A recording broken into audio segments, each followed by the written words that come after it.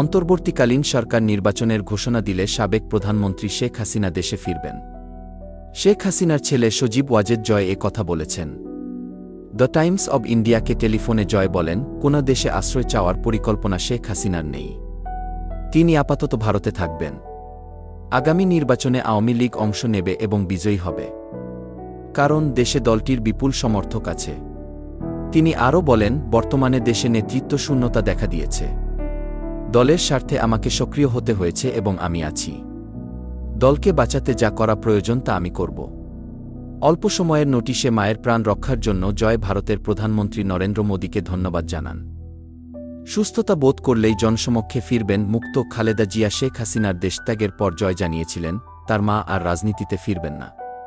বাংলাদেশে এখন কি হবে তা তার পরিবারের কাছে আর বিবেচ্য নয়। কিন্তু এরপর তিনি বিভিন্ন সংবাদমাধ্যমের সাক্ষাৎকারে শেখ হাসিনার দেশে ফেরা